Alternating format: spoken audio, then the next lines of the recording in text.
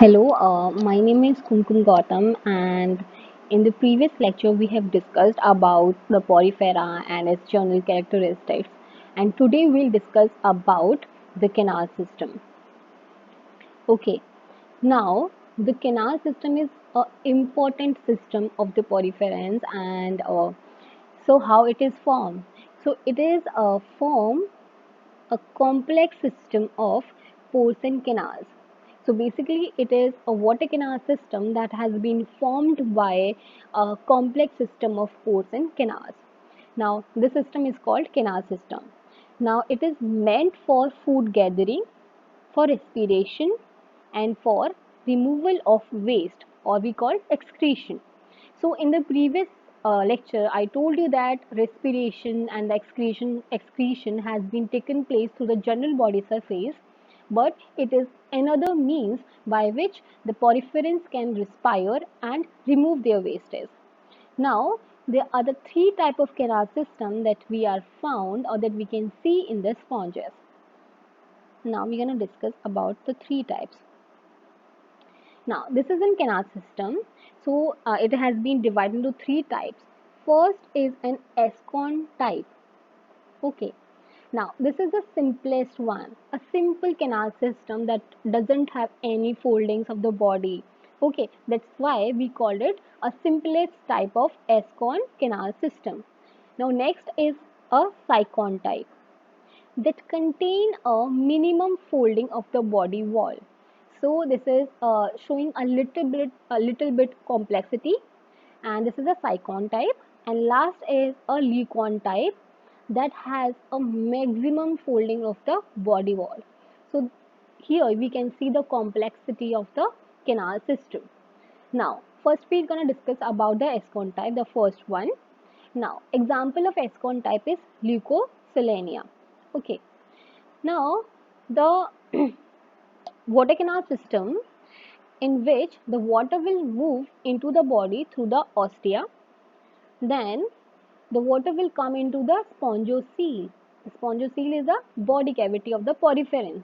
Now, this spongiocele has been lined by the choanocytes, not by the mesoderm, lined by the choanocytes. Now, water will move out from the body through the osculum. Now, I'm gonna take you to the picture. Yeah, this is a simplest type. This is Escon. This is the simplest type in which the water will enter through the ostia, and then the water will come into the spongiocele, that is the body cavity, and then water will move out through the osculum. So this is a very simplest type of canal system, as you can see in the figure also. Now next we move to the Sycon type. Now example of the Sycon type of canal system is Sycon and Skypha. The both are the same. Okay. Now, example we have covered. Now we the water will move through the ostia into the body, and then this water will move into the incurrent canal. And now from the incurrent canal, water move into the radiant canal through the prosopile. Okay.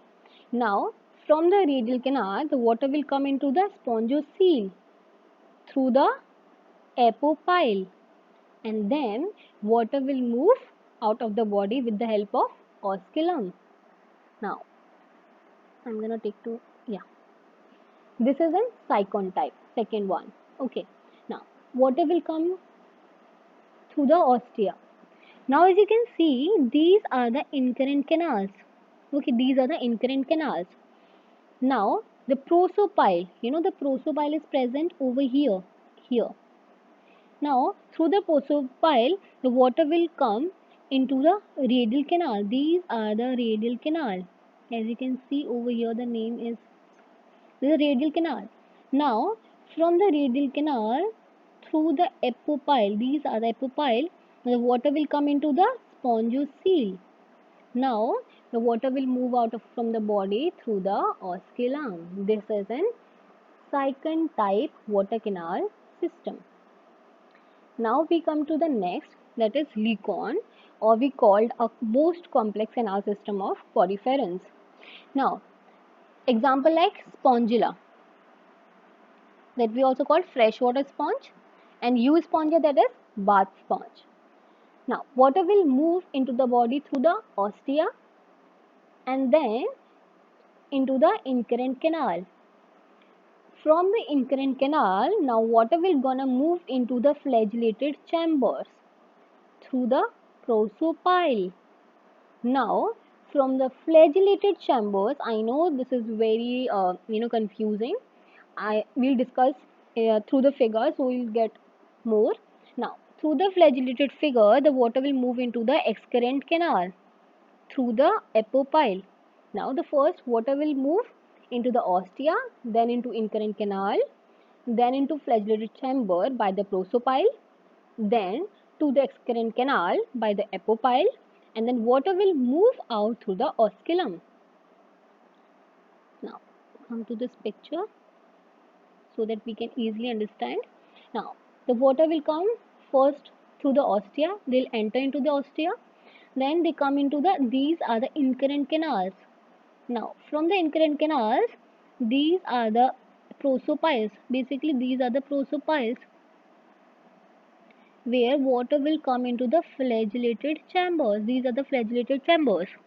Now, the end pointing of these flagellated chambers, these are called as apopiles. Now, from the apopiles, water will come into the excurrent canal. These are the excurrent canals. Now, from the excurrent canals, water will move out through the osculum. This is a Leucon type of canal system. Now we come to the classification of sponges. This is also very important. So sponges can be classified into three types. First is calcarea, second is hexaactinelladea, or we called Hyalospongiae, and third is Demospongiae. Okay, now these calcarea are found in marine water. Marine is basically when the salt is present in the water, like sea water. Okay, now they contain a large choanocytes.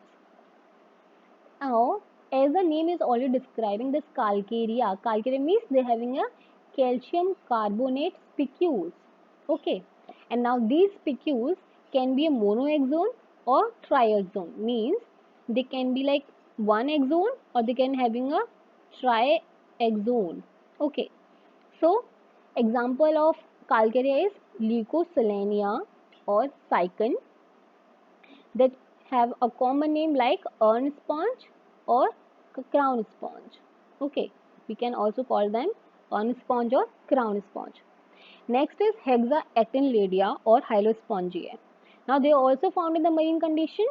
They contain a small choanocytes and they have a silica spicules. You need to remember this. They contain a silica spicules.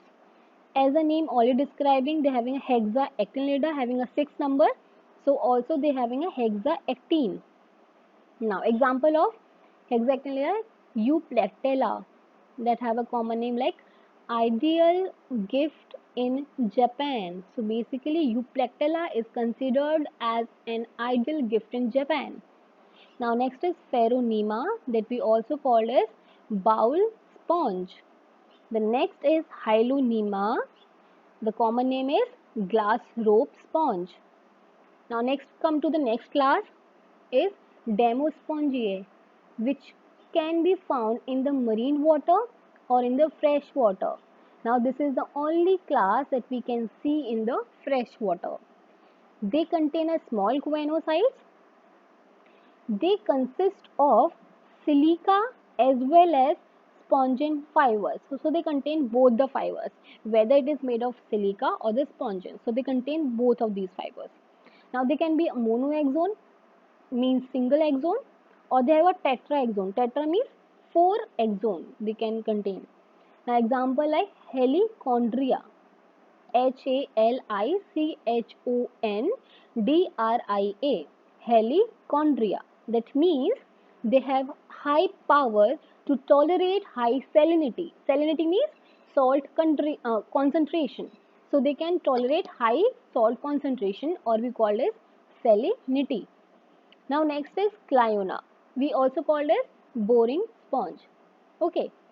Now Next is, wait, yeah. Next is Calena. The common name is dead man's finger. Calena is dead man's finger. Next is Euspongia, that we called bath sponge. And then next is Spongilla, that we called freshwater sponge. And last, we have some more examples like Demospongia. Okay, wait, sorry. Yeah, few example of Demospongia are like Proterian, that we called Neptune's cup. It's a common name, like Hippospongia and Phylospongia. Another example of Demospongia.